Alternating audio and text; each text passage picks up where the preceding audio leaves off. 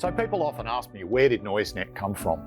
It was actually a very personal story. I'd moved back to Australia with my family after working overseas, and we'd bought what we thought was going to be our dream family home, the place where we were going to raise our kids and be settled for the next 20, 30 years. We'd signed the deal, we'd moved in, we'd got the keys. A couple of our friends came over to celebrate, open up the bottle of champagne the real estate agent had given us. We went out onto the back deck to enjoy the view, and then it started. Two dogs next door started barking, and they didn't stop. We couldn't talk to each other.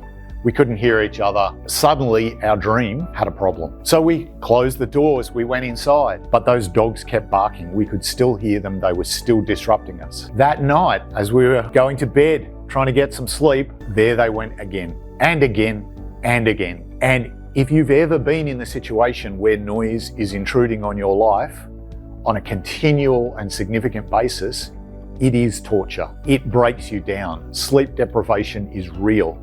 You can't function at work. You get stressed. You get angry.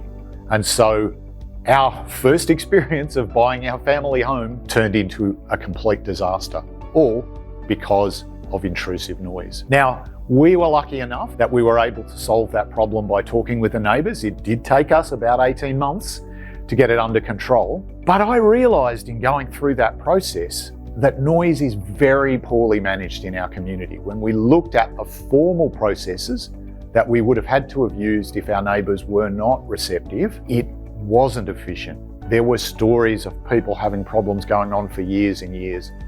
And as an engineer, I looked at the way cities were tackling these noise problems and just went, no, there's got to be a better way. Surely we can gather this data. Surely this is an easy problem to solve. Well, some years later, I was ready for a change of employment, and being an engineer, had always wanted to build something for myself and had many ideas. And one of them was what is now NoiseNet, is the idea of using technology to gather data about a noise environment to help, whether it's home buyers, whether it's residents, or as it turns out, whether it's regulators, to get the data they need to be able to make the right decisions around noise so that people can live happily and healthily in a tranquil environment that they can call home.